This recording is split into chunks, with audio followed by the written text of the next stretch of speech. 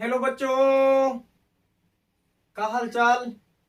तो चलो surface chemistry के लेक्चर को आगे बढ़ाते हैं और आज हम लोग का टॉपिक है विसमांगी उत्प्रेरण का सिद्धांत। तो कल मैंने आपको पढ़ाया था कि विसमांगी उत्प्रेरण क्या होता है और उसके कौन कौन से एग्जाम्पल, मैंने आपको एग्जाम्पल भी बताया था विसमांगी उत्प्रेरण का। और उसके बाद हम लोगों ने उत्प्रेरक से संबंधित कुछ और टर्म पढ़े थे, जैसे स्व उत्प्रेरक क्या होता है, धनात्मक उत्प्रेरक क्या होता है, ऋणात्मक उत्प्रेरक क्या होता है। तो उसी सीरीज में आज हम लोग बात करने वाले हैं कि विसमांगी उत्प्रेरण जो है वो किस सिद्धांत पर कार्य करता है। तो पहले हम लोगों ने देखा था कि जो समांगी उत्प्रेरण है वो मध्यवर्ती निर्माण के सिद्धांत पे कार्य करता है बच्चों, मध्यवर्ती निर्माण के सिद्धांत पर। लेकिन आज हम लोग जानेंगे कि जो विसमांगी उत्प्रेरण है वो किस सिद्धांत पे काम करता है। तो चलिए हम लोग हेडिंग लगा लेते हैं आज का टॉपिक,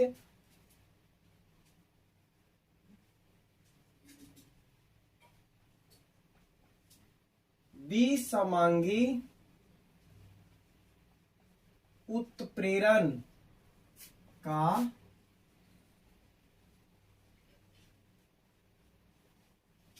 अधिशोषण सिद्धांत, एडजॉर्प्शन थ्योरी ऑफ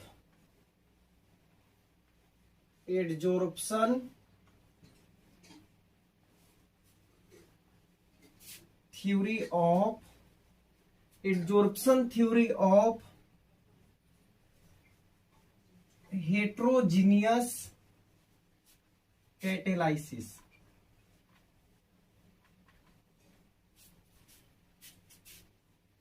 विसमांगी उत्प्रेरण का अधिशोषण सिद्धांत आज का टॉपिक है बच्चों हमारा। तो सबसे पहले तो यहीं से एक सवाल उठता है कि विसमांगी उत्प्रेरण जो है अधिशोषण सिद्धांत के आधार पर कार्य करता है। देख लो यहाँ पे लिखा हुआ है विसमांगी उत्प्रेरण का अधिशोषण सिद्धांत। तो यहां से क्लियर हो गया कि जो हमारा विसमांगी उत्प्रेरण है यानी विसमांगी हेट्रोजीनियस कैटलिस्ट जो होती हैं वो एडजॉर्प्शन थ्योरी यानी अधिशोषण सिद्धांत के आधार पर कार्य करते हैं। ठीक है, तो बच्चों इसमें होता क्या है, ध्यान से देखो नहीं सुनो भी। इसमें होता क्या है कि जो ओल्ड एडजॉर्प्शन थ्योरी था, पुराना वाला जो अधिशोषण सिद्धांत था, वो हमें बताता है कि जो अधिशोषित प्रवस्था होता है यानी अधिशोष्य के जो अणु होते हैं, नहीं समझे, जो किसी ठोस के सतह पे आके जमने वाले पदार्थ होते हैं, अधिशोषित होने वाले पदार्थ होते हैं। तो वे पदार्थ जनरली गैसियस स्टेट में होते हैं या द्रव अवस्था में होते हैं, विलयन की अवस्था में। तो ठोस के सतह पे आके क्या होते हैं, चिपकते हैं। और चिपकने के बाद क्या होता है कि वहां पे चूंकि ये प्रक्रिया उष्माक्षेपी है तो अधिशोषण की जो उष्मा होती है वो वहां पे रिएक्शन करने में मदद करती है और इस तरह से अधिशोषण होता है। लेकिन ये जो सिद्धांत था वो बहुत सारी चीजों का एक्सप्लेनेशन नहीं कर पा रहा था, व्याख्या नहीं कर पा रहा था। तो एक आधुनिक अधिशोषण सिद्धांत आया, आपको एग्जाम में लिखने के लिए आएगा तो हम लोग अधिशोषण सिद्धांत जो है वो नया वाला लिखेंगे, आधुनिक अधिशोषण सिद्धांत। तो एक नया कॉन्सेप्ट आया, मॉडर्न एडजॉर्प्शन थ्योरी, आधुनिक अधिशोषण सिद्धांत, और वही हम लोगों को पढ़ना है। तो ये जो अधिशोषण सिद्धांत है ये हम लोग कौन सा पढ़ने वाले हैं, आधुनिक अधिशोषण सिद्धांत पढ़ने वाले हैं। तो सबसे पहला बात आपको याद रखना कि विसमांगी उत्प्रेरण किस सिद्धांत पे कार्य करता है, अधिशोषण सिद्धांत पे कार्य करता है। ठीक है, चलिए और तो देखो आधुनिक अधिशोषण सिद्धांत के अनुसार अगर हम बात करें तो ये सिद्धांत हमें क्या बताता है। तो इस सिद्धांत का सबसे पहला पॉइंट जो है वो ये है कि उत्प्रेरक के सतह पर, देखो ये हमारा उत्प्रेरक है, मैंने आपको पहले ही बताया था कि उत्प्रेरक जो होता है, उत्प्रेरक वो रासायनिक अभिक्रिया के लिए एक जगह उपलब्ध करवाता है, प्लेटफॉर्म देता है कि आओ भाई यहाँ पे जगह खाली है, तू लोग आओ और यहाँ पे रिएक्शन करो, रिएक्शन करने के बाद प्रोडक्ट बनाओ, फिर बाहर जाओ और ये उत्प्रेरक फिर से क्या होता है, सही सलामत रह जाता है। ओवरऑल यही बात हुआ कि जैसे हम एक कमरा खरीदते हैं, वहां पे रहते हैं, रहने के बाद फिर क्या होता है, वहां से हम लोग चले जाते हैं अपना काम करके और खाना पीना खा के, और उसके बाद एक कमरा जो होता है उसमें तो कोई परिवर्तन नहीं होता है, वो वैसे का वैसे ही है। वही काम उत्प्रेरक करता है, बस जगह उपलब्ध कराता है रासायनिक अभिक्रिया के लिए। तो होता क्या है बच्चों की, मान लो कि हमारा उत्प्रेरक है, ठीक है, तो विषमांगी उत्प्रेरण में क्या होता है कि जो अभिकारक है, अभिकारक जहां पे रिएक्शन होना है, तो अभिकारक क्या करता है कि सबसे पहले यहां पे पहुंचता है, उत्प्रेरक के पृष्ठ पे पहुंचता है। अभिकारक उत्प्रेरक के पृष्ठ पे पहुंचता है, तब तो रिएक्शन होगा और प्रतिफल का निर्माण होगा। तो सबसे पहला काम यही होता है कि अभिकारक उत्प्रेरक के सतह पर विसरित होता है, वहां पे अप्रोच करता है, पहुंचता है। तो पहला पॉइंट हम लोग लिखेंगे कि उत्प्रेरक के सतह पर अभिकारकों का विसरण होता है। सबसे पहला काम यही होता है कि अभिकारक जो है वो उत्प्रेरक के सतह पर पहुंचता है। अब वहां पहुंचने के बाद क्या होगा बच्चों, वहां पहुंचने के बाद होगा अधिशोषण। क्या होगा, अधिशोषण। तो उत्प्रेरक के सतह पर अभिकारकों का अधिशोषण होता है। दूसरा स्टेप में उत्प्रेरक के सतह पर, फिर हम फिगर बना के सब बताएंगे आपको, टेंशन नहीं लेने का। तो पहले जो थ्योरेटिकल पार्ट है उसको लिख लेते हैं, आपका नोट्स भी तैयार हो जाएगा। तो उत्प्रेरक के सतह पर अभिकारकों का विसरण होता है। उसके बाद क्या होता है कि जब अभिकारक उत्प्रेरक के पृष्ठ पे पहुंच जाते हैं तो वहां पे अधिशोषण होता है, यानी उत्प्रेरक से जो अभिकारक के अणु होते हैं वो जुड़ जाते हैं। उसके बाद थर्ड स्टेप में क्या होता है, थर्ड स्टेप में होता है एक रासायनिक अभिक्रिया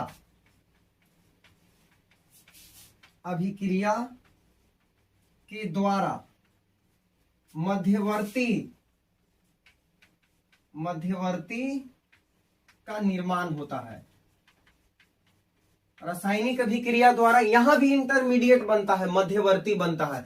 तो होता क्या है थर्ड स्टेप में कि उत्प्रेरक की सतह पर एक रिएक्शन होता है और रिएक्शन होने के बाद एक मध्यवर्ती का निर्माण होता है। और लास्ट स्टेप में क्या होता है बच्चों, रिएक्शन जब मध्यवर्ती बन जाता है तो मध्यवर्ती बनने के बाद क्या होता है कि वहां से अभिकारक के अणुओं का विसरण हो जाता है, विशोषण हो जाता है, सॉरी विसरण नहीं, विशोषण हो जाता है, यानी अधिशोषण का उल्टा काम। अब वहां से अभिकारक के जो अणु होते हैं वो आपस में प्रोडक्ट बना के और बाहर निकल जाते हैं और उत्प्रेरक सही सलामत बच जाता है।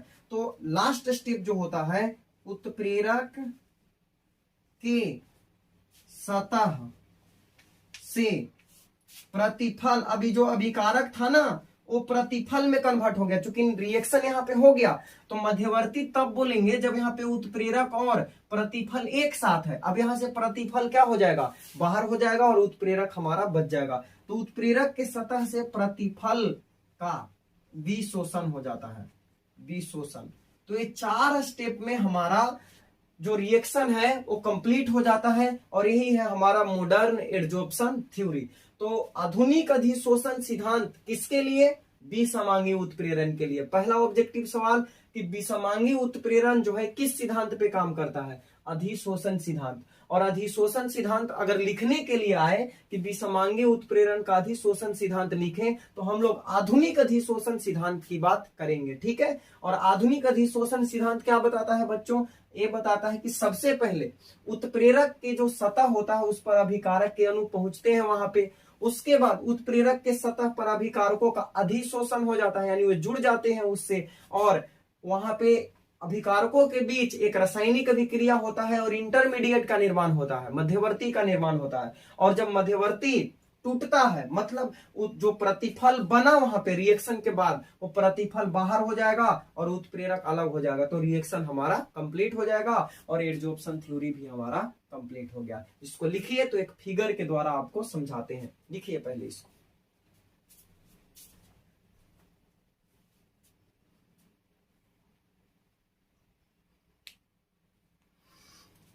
तो चलो देखो, आप समझ लेते हैं इसको एक और फिगर के माध्यम से। देखो, मान लो कि ये हमारा उत्प्रेरक है। उत्प्रेरक को हम लोग इस तरीके से बना लेते हैं। ये उत्प्रेरक के अणु है, अणु, उत्प्रेरक के अणु। ठीक है, इस तरह से। ये जो टिकुली टिकुली टाइप देख रहे हो ना, टिकुली टाइप नहीं है भाई, ये तो बाला टाइप हो गया। बाला बाला बाला बाला, शैतान का साला।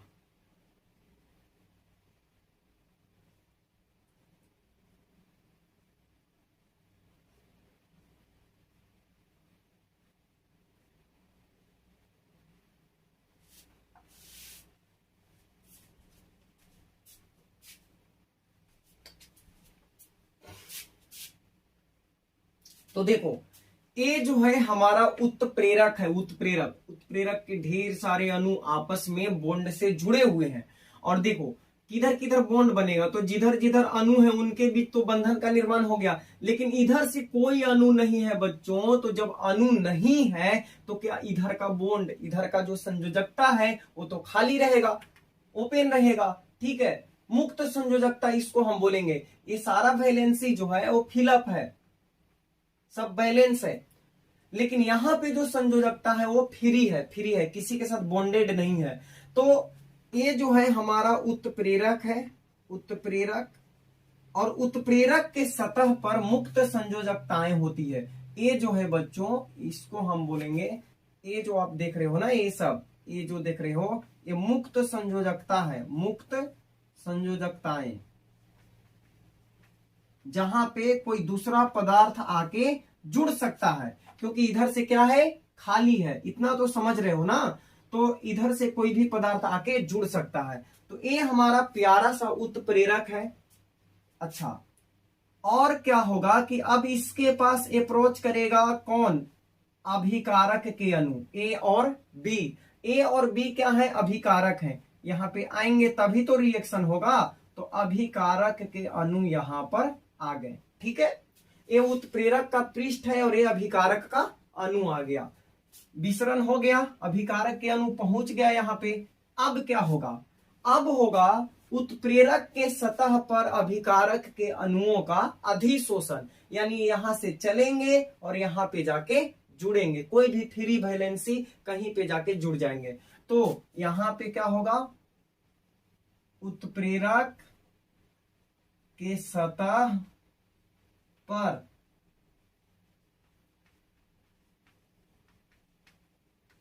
अभिकारकों का अधिशोषण होगा बच्चों, अधिशोषण, अधिशोषण होगा। तो यहां पे होगा क्या, देखो इस तरह से बन जाएगा ये।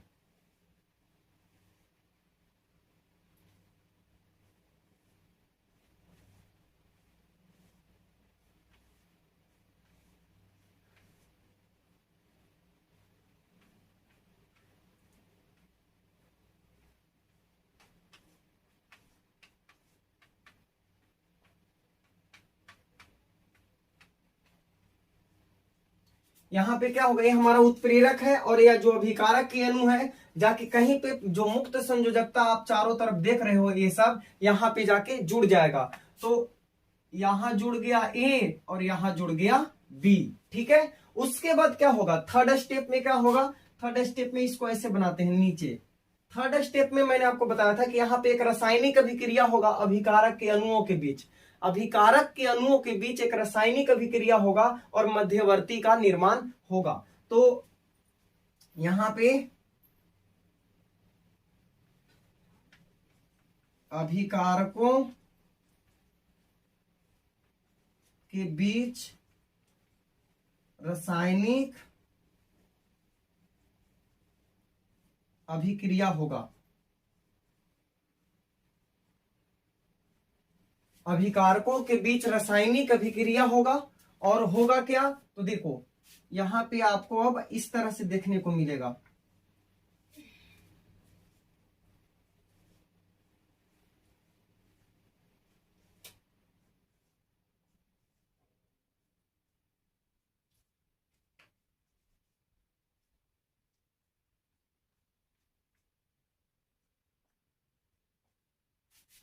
तो अब यहाँ पे क्या हुआ, इनके बीच में केमिकल रिएक्शन हुआ अभिकारक के बीच। तो केमिकल रिएक्शन होगा तो क्या होगा, इनके बीच में बॉन्ड बनेगा, ए और बी के बीच में क्या होगा, बॉन्ड बन जाएगा। और इस तरह से यहाँ पे आपको एक मिल गया क्या, मध्यवर्ती मिल गया। जो मैंने बोला था कि बीच में इंटरमीडिएट का निर्माण होगा, यहाँ पे मध्यवर्ती का निर्माण होगा। तो ये जो है आपका मध्यवर्ती का निर्माण हो गया।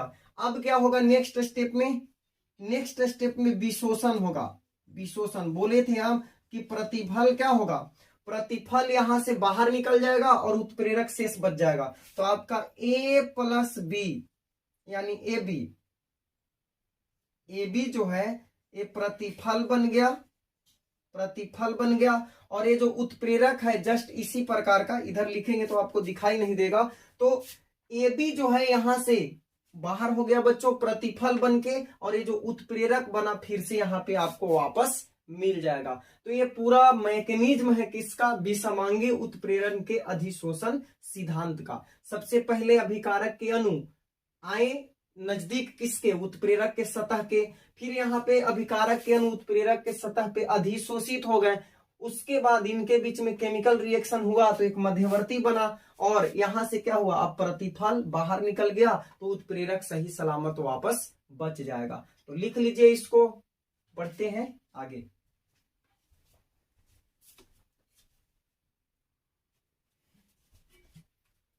अब देखो हम बताए थे आपको कि धनात्मक उत्प्रेरक और ऋणात्मक उत्प्रेरक किस प्रकार से काम करते हैं। एक धनात्मक उत्प्रेरक कैसे रासायनिक अभिक्रिया के वेग को बढ़ा देता है, और एक ऋणात्मक उत्प्रेरक कैसे रासायनिक अभिक्रिया के वेग को कम कर देता है। तो इस बारे में हम लोग ज्यादा डिटेल्स में पढ़ेंगे केमिकल काइनेटिक्स में, जो आपका चौथा चैप्टर है फिजिकल केमिस्ट्री का। वहां पे बड़े डिटेल्स में सब कुछ का मैकेनिज्म पढ़ना है। जो उस चैप्टर में हम लोग को रेट ऑफ रिएक्शन के बारे में ही पढ़ना है, अभिक्रिया का वेग कैसे बढ़ जाता है, कैसे कम हो जाता है। लेकिन फिर भी आपको एक थोड़ा सा आइडिया यहाँ पे देते हैं। देखो होता क्या है बच्चों कि जैसे एक ग्राफ बनाते हैं छोटा सा, पहले इसको हम एक आपको एग्जांपल से समझाते हैं, उसके बाद ग्राफ बताएंगे आपको। देखो मान लो कि ये हमारे पास रिएक्टेंट है, ठीक है, रिएक्टेंट, रिएक्टेंट को बच्चों हमें कन्वर्ट करना है प्रोडक्ट में, ठीक है। रिएक्टेंट को किस में कन्वर्ट करना है, प्रोडक्ट में। अभिकारक को प्रतिफल में कन्वर्ट करना है। तो अभिकारक को प्रतिफल में कन्वर्ट करने के लिए एक निश्चित मात्रा में ऊर्जा चाहिए, निश्चित ऊर्जा, ऊर्जा चाहिए, एनर्जी चाहिए, ठीक है। किसको, अभिकारक को प्रतिफल में बदलने के लिए एक फिक्स्ड अमाउंट में एनर्जी चाहिए। अगर अभिकारक के अणुओं के पास उतना एनर्जी होगा तो प्रतिफल में बदलेगा, उतना एनर्जी नहीं होगा तो प्रतिफल में नहीं बदलेगा। और इस ऊर्जा को हम लोग बोलते हैं बच्चों देहलीज ऊर्जा। क्या बोलते हैं, देहलीज ऊर्जा, थ्रेशोल्ड एनर्जी, अंग्रेजी में इसको बोलते हैं थ्रेशोल्ड एनर्जी, ठीक है। अब क्या है कि देखो मान लो कि कोई हमारे पास रिएक्टेंट है, उसके पास एक्स एनर्जी है, ठीक है, एक्स एनर्जी है। और देहलीज ऊर्जा जो है यानी रिएक्टेंट को प्रोडक्ट में कन्वर्ट करने के लिए हमारे पास वाई एनर्जी होना चाहिए। है कितना, एक्स चाहिए, कितना, वाई, वाई। और एक्स जो है बच्चों, एक्स जो है वो वाई से कम है। बात को समझना जो हम बता रहे हैं, एक सिंपल सा एग्जांपल ले रहे हैं, बस इसको आपको समझाने के लिए, इसका यहाँ पे कोई लेना देना नहीं है, ठीक है। अभिकारक को प्रतिफल में बदलने के लिए एक निश्चित मात्रा में ऊर्जा होना चाहिए, जिसे हम देहलीज ऊर्जा कहते हैं। मान लो इस अभिकारक के लिए देहलीज ऊर्जा का मान y है, लेकिन इसके पास मात्र x ऊर्जा है। चाहिए हमको y, लेकिन पहले से अभिकारक के पास कितना ऊर्जा है, x है, और x का मात्रा y से कम है, यानी x जो है y से कम है, यानी अभी देहलीज ऊर्जा के बराबर ऊर्जा आर के पास नहीं है, ठीक है। तो जब नहीं है बच्चों तो एक्स को कुछ एक्स्ट्रा एनर्जी हमें देना पड़ेगा, extra energy to be supplied to X to make its energy equal to Y. तो एक्स के एनर्जी को वाई के बराबर करने के लिए कुछ एनर्जी हमें बाहर से देना पड़ेगा, एक्सटर्नल अमाउंट ऑफ एनर्जी। तो इस एनर्जी को हम लोग बोलते हैं activation energy. Activation energy, activation energy, सक्रियण ऊर्जा। किसको? जो बाहर से देना पड़ेगा। जैसे ये मान लो कि 8 है और ये 6 है, तो हमें चाहिए ऊर्जा 8 और है कितना? 6। तो 6 से तो काम नहीं ना बनेगा, 8 चाहिए ना अभिकारक को प्रतिफल में चेंज करने के लिए। तो कितना बाहर से देना पड़ेगा? 2 यूनिट एनर्जी बाहर से देना पड़ेगा। 8 यूनिट इसके पास चाहिए, 2 यूनिट है 6 यूनिट है अभिकारक के पास, तो अभी बाहर से कितना देना पड़ेगा 8 यूनिट बनाने के लिए? 2 यूनिट। तो ये जो 2 यूनिट एनर्जी है वो सक्रियण ऊर्जा है, एक्टिवेशन एनर्जी, मैंने पहले ही बताया था। तो अब देखो 2 यूनिट एनर्जी बाहर से देंगे तब अभिकारक प्रतिफल में चेंज होगा। अब यही बात समझो आप यहाँ पे। उत्प्रेरक क्या करता है बच्चों? उत्प्रेरक करता क्या है? जो धनात्मक उत्प्रेरक होता है वो सक्रियण ऊर्जा के मान को ही कम कर देता है। क्या करता है? एक्टिवेशन एनर्जी के मात्रा को कम कर देता है। तो 2 यूनिट एनर्जी चाहिए ना, अभी क्या करेगा? जब यहाँ पे कोई उत्प्रेरक डालोगे तो इस मात्रा को घटा के 0 पे मान लो कि ले आता है, तो बाहर से तो अब एनर्जी नहीं देना पड़ा ना, तो क्या होगा? रिएक्शन प्रोसीड कर जाएगा, यानी अभिक्रिया का वेग जो है वो बढ़ जाएगा। बस यही करता है। धनात्मक उत्प्रेरक जो है सक्रियण ऊर्जा को घटा देता है और ऋणात्मक उत्प्रेरक क्या करता है? सक्रियण ऊर्जा को और बढ़ा देगा। यानी 2 यूनिट चाहिए और ऋणात्मक उत्प्रेरक क्या करेगा? उसको और बढ़ा देगा, यानी 3 यूनिट 4 यूनिट पे ले जाएगा, तो अभिक्रिया का वेग क्या होगा? और कम हो जाएगा। लेकिन धनात्मक उत्प्रेरक जो एनर्जी चाहिए उसको खत्म कर देगा, तो रिएक्शन प्रोसीड कर जाएगा। तो मान के चलो यहां से हम एक ग्राफ बनाते हैं इस तरीका से कि हमारे पास यहां से, फिर जब हम केमिकल काइनेटिक्स पढ़ाएंगे तो वहां पे अच्छे से ग्राफ बना के आपको बताएंगे। अभी हमारे पास क्या चाहिए कि इतना एनर्जी चाहिए अपने पास, इतना एनर्जी चाहिए। मान लो कि ये हमारा पीक पॉइंट है, इतना एनर्जी अपने पास चाहिए। और जब हम कैटलिस्ट इसमें मिला देंगे तो कैटलिस्ट मिलाने के बाद क्या होगा? अभी मान लो कि उत्प्रेरक के अनुपस्थिति में, उत्प्रेरक के अनुपस्थिति में, उत्प्रेरक के अनुपस्थिति में ये हमारा जो है इधर एनर्जी है, इधर एनर्जी है, एनर्जी, ठीक है। और इधर जो है रिएक्शन प्रोसीड कर रहा है, रिएक्शन, ठीक है, रिएक्शन प्रोसीड कर रहा है। तो यहां पे अभी हम देख रहे हैं कि जो रिएक्टेंट का मॉलिक्यूल है, रिएक्टेंट का अभिकारक, यहाँ पे ये अभिकारक है, ठीक है, अभिकारक है। तो अभिकारक के अणुओं को, और इधर जो है ये प्रतिफल में कन्वर्ट हो जा रहा है। तो अभिकारक के अणु को प्रतिफल में कन्वर्ट होना है तो यहां तक एनर्जी हमें चाहिए। लेकिन अभिकारक, जब आप उत्प्रेरक डाल दोगे, धनात्मक उत्प्रेरक, कौन सा उत्प्रेरक? धनात्मक, ऋणात्मक डालोगे तो ये क्या करेगा? और इसको बढ़ा के ऊपर ले जाएगा। जब आप यहाँ पे धनात्मक उत्प्रेरक डालोगे तो ये क्या करेगा कि सक्रियण ऊर्जा के मान को कम कर देगा। सक्रियण ऊर्जा के मान को कम करेगा तो ये जो आप देख रहे हो ये यहां तक नहीं जाके बल्कि यहीं पे रिएक्शन क्या हो जाएगा?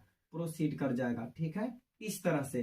तो देखो तो एनर्जी डिफरेंस कितना हुआ? इतना का एनर्जी डिफरेंस हुआ। ई हो गया उत्प्रेरक के उपस्थिति में, उत्प्रेरक के उपस्थिति में, उपस्थिति में। अभी एनर्जी देखो तो नीचे से ऊपर जाएंगे तो बढ़ेगा, तो अभी इतना एनर्जी हमें चाहिए था, इस पॉइंट पे आना था। जब हम उत्प्रेरक मिला दिए तो अब इतना एनर्जी नहीं देना पड़ेगा, मात्र यहीं तक एनर्जी हमें देना पड़ेगा। ये अच्छे से बनेगा तो उस चैप्टर में हम बनाएंगे अच्छे से, अभी सिर्फ आपको समझा रहे हैं कि क्या कहानी है। तो अभी क्या हो गया कि ऊर्जा जो बाहर से एनर्जी देना पड़ रहा था, मान लो कि E1 है, एक्टिवेशन एनर्जी 1 और E एक्टिवेशन एनर्जी 2, तो डेल्टा E कितना हो गया? इसके बीच में जो डिफरेंस आया वही डेल्टा E हो गया। तो डेल्टा E इक्वल टू हो जाएगा क्या?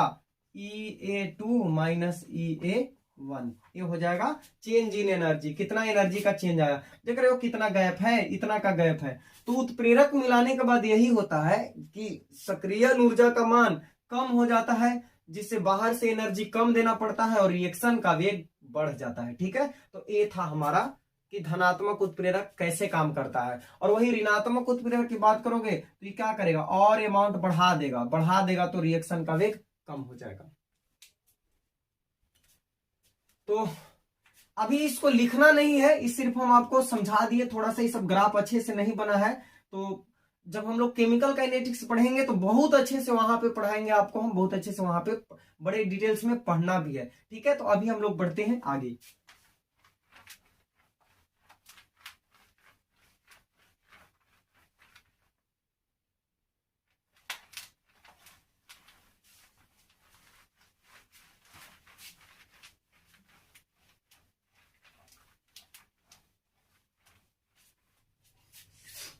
चलो, तो अब उत्प्रेरक के बारे में एक जानकारी और आपको प्राप्त करना है। जैसे अभी तो उत्प्रेरक, हम लोग एंजाइम उत्प्रेरक के बारे में बात करेंगे, जो जीवित शरीर में, जो हमारे शरीर में होने वाले रासायनिक अभिक्रिया है उसको उत्प्रेरित करता है, उसे हम एंजाइम कहते हैं। तो कई प्रकार के एंजाइम हमारे बॉडी में पाया जाता है, वे भी उत्प्रेरक की तरह कार्य करते हैं। लेकिन अभी जो हम लोग जो बाहर से उत्प्रेरक का पढ़ रहे थे हम लोग उत्प्रेरक के बारे में, तो उसके बारे में थोड़ा सा जानकारी और लेते हैं, उसकी विशेषताओं को हम लोग जानते हैं कि उत्प्रेरक की विशेषता क्या क्या होती है। तो हम लोग तो ऐसे ही कई चीज जान गए कि उत्प्रेरक जो है अभिक्रिया के वेग को बढ़ाता या घटाता है, और भी कई प्रकार की इसकी विशेषता होता है।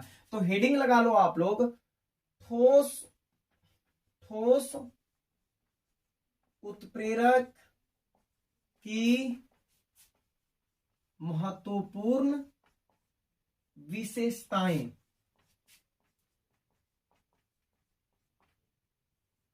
ठोस उत्प्रेरक की महत्वपूर्ण विशेषताएं।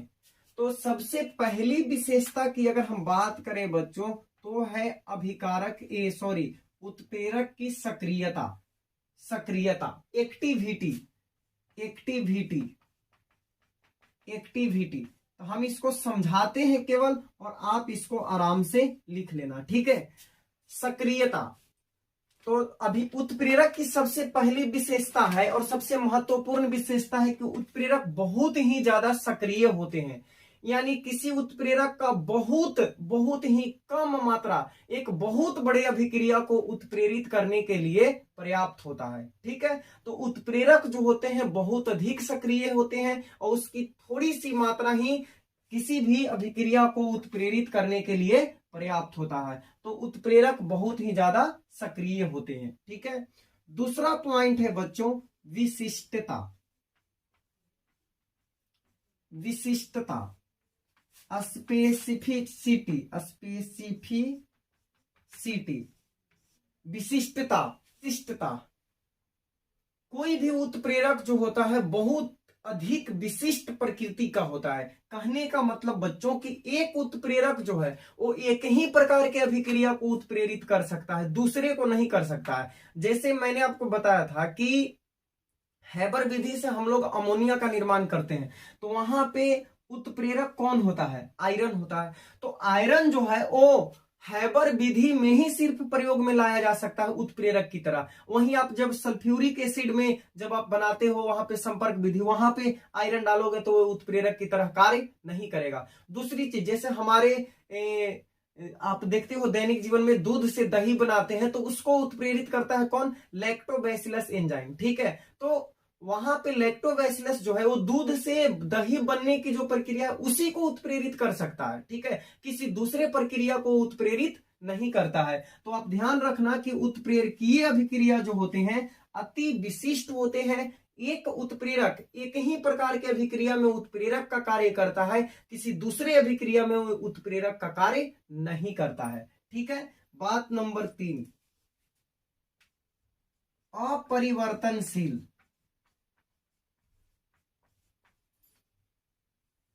अपरिवर्तनशील कहने का मतलब हो गया कि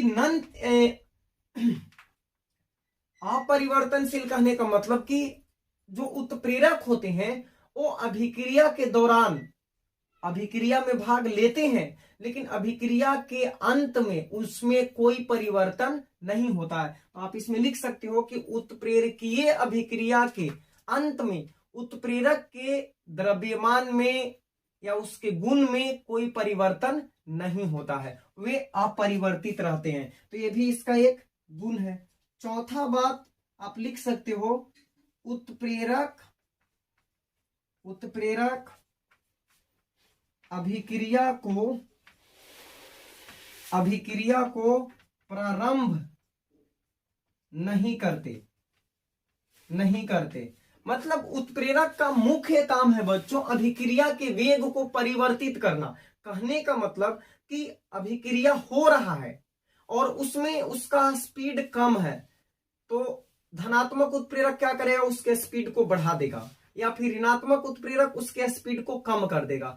लेकिन अगर रिएक्शन स्टार्टे नहीं हुआ है, दो पदार्थ आपस में मिला दिए और उनमें रिएक्शन हो ही नहीं रहा है, तो उत्प्रेरक में वैसा कोई गुण नहीं है कि वो अभिक्रिया को प्रारंभ करवा दे। दो चीजों के बीच यदि अभिक्रिया नहीं संभव है तो उत्प्रेरक डालने के बाद भी उनके बीच में अभिक्रिया नहीं होगी। अभिक्रिया हो रहा है उसके बाद उत्प्रेरक मिलाते हो तब ये काम करेगा, तब ये अभिक्रिया के वेग को परिवर्तित सिर्फ करेगा, अभिक्रिया को प्रारंभ नहीं करता है उत्प्रेरक। पांचवी बात आप इसमें लिख सकते हो कि उत्प्रेरक जो होते हैं वो उत्प्रेरक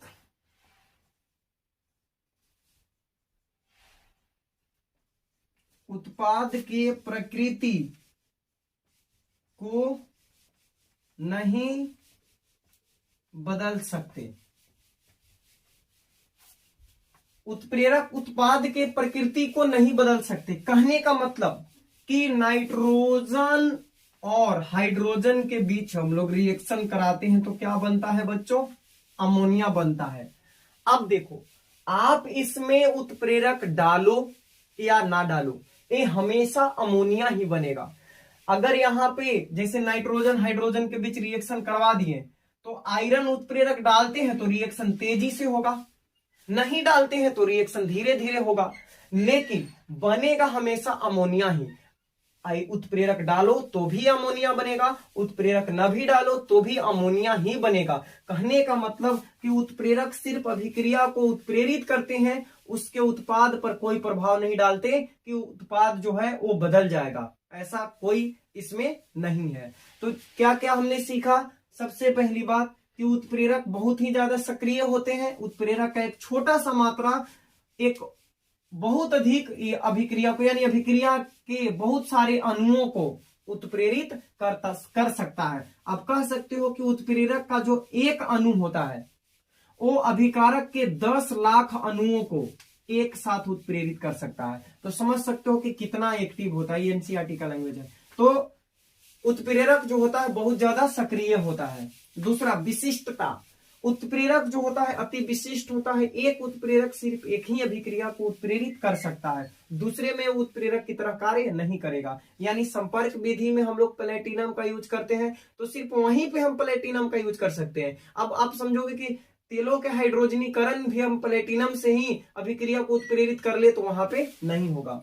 अपरिवर्तनशीलता, यानी उत्प्रेरक जो होता है वो अभिक्रिया के बाद में इसमें कोई परिवर्तन नहीं होता है, सही सलामत वापस निकल जाता है।